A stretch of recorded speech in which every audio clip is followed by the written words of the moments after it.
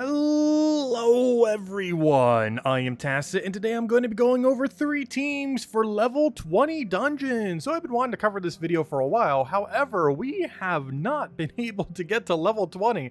It is pretty much luck-based. You want to find downward steers, which are those orange ones in your daily dungeon runs, and after you end up taking this 19 times, you will eventually end up reaching floor level 20. The main benefits to this is you get a little bit more loot, as in diamond shards and all that every single day. And of course, you also get more Dragonite, up to a total of 120 once you are all the way to floor 20. So we're basically going to be going over 3 teams, all of which are in the description below. Basically going over pretty much a standard team to use, one if you have really annoying status effects to have to deal with, and the final going into a low rarity team that you can use pretty much as soon as you start off. With pretty accessible options. So we'll start all the way from the top with good old Zuul'goth. Of course, a little bit of a different hero class though this time around. A little bit different than the one you might normally see me use for Explore 12. This one uses Zuul'goth. Main reason for this is for the high amount of mana accumulation and for the Devour chance. But also we end up using Dragon Guard instead of Slayer.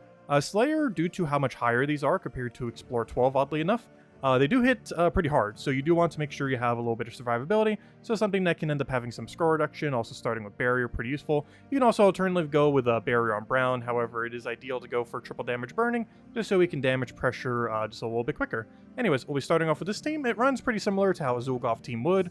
You want to do your Leprechaun into your secondary mana accumulator, have your secondary mana accumulator go crazy, and go from there. We do have to deal with stun for this particular fight, for all of these fights.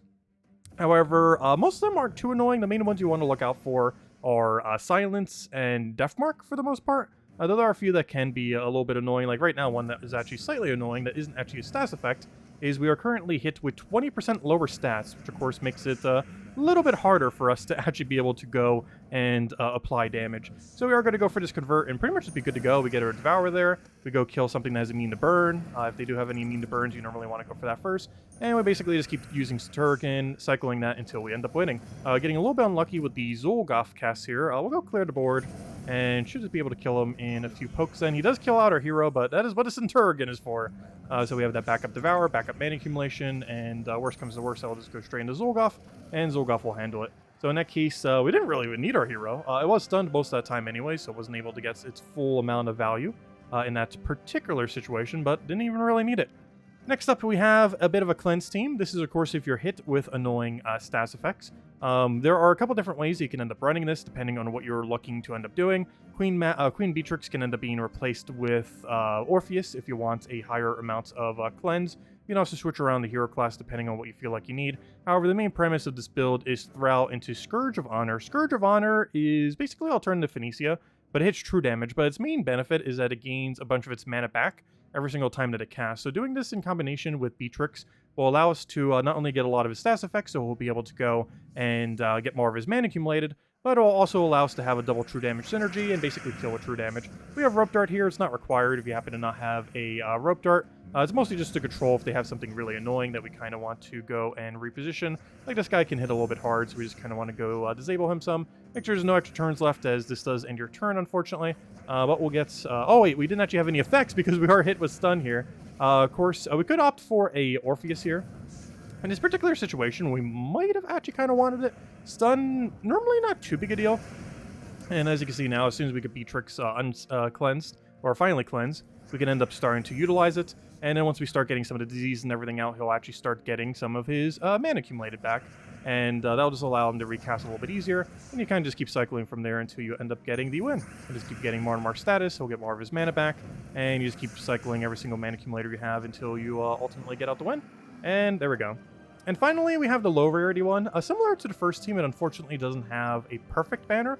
For this very first team, we want to have something like a minus green, because we don't need the Leprechaun's extra green, so like a +2 red, +1 brown, minus green. In this situation, we also want a minus green. Leprechaun does not need this extra +1 green that it has, so if we're already using every color, in this situation, we'd ideally want something like a +2 brown, +1 yellow, -1 green. However, similar to the other team, this banner does not currently exist. We have a +2 yellow, +1 brown, -1 green, but not the inverse of +2 brown, +1 yellow, -1 green. But anyways, this is the low rarity team, and also the first team we have ever gotten to show that utilizes the new Etten.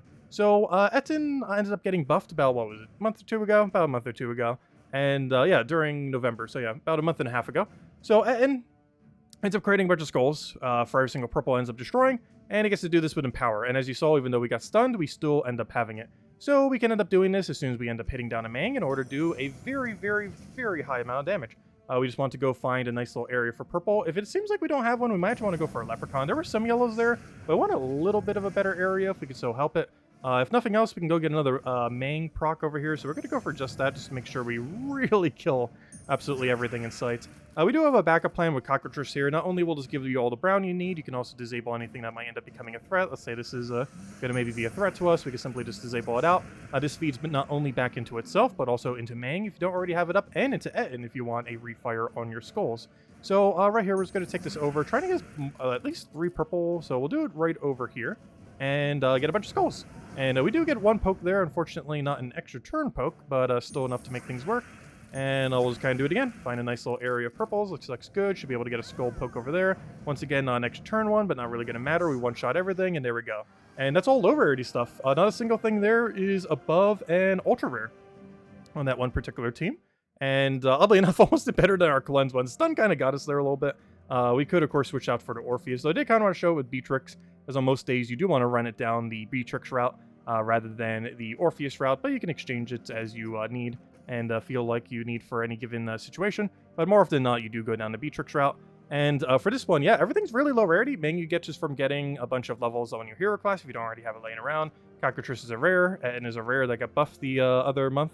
And Leprechaun's the hardest thing to get at an ultra rare, and all those are just randomly in the Glory Gem Guild and VIP chest drop table. Or actually, not the VIP chest. Oh, sorry, the rares wouldn't be, but you can actually get those in gold keys, oddly enough. So mostly glory keys would be like your main target to try to get these then earlier on in the game. But yeah, and pretty good since the buff, and the first time we ever really got to show a team for it. But good old standard Mang in early game. Can't go wrong with it. Just bury your hero class with Mang. But anyways, guys, that's a rundown on some of the dungeon teams. And if you have any of your own, feel free to share them below as well. Main things to end up looking out for is mostly just annoying stats effects. You generally have to play just around the stats effects more so than what the teams are. You can pretty much almost ignore what the teams are, as almost the entire team that you end up choosing is determined based on what stats effects you get hit with. Like this stun ended up making our, oddly enough, our cleanse team, ironically, not work as well because, of course, Beatrix doesn't function under stun.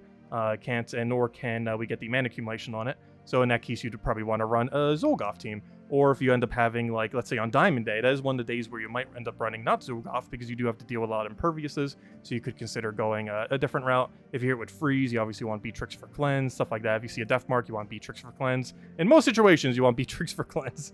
Though Stun, oddly enough, one of those few exceptions. But anyways, guys, all the teams that we went over in description below if you want to go copy-paste any of them. Best of luck with your dungeon runs if you're trying to improve in them. We're still trying to get to level 20. And have a wonderful, wonderful 2023. Catch you guys later. Goodbye, everyone. Thanks for watching.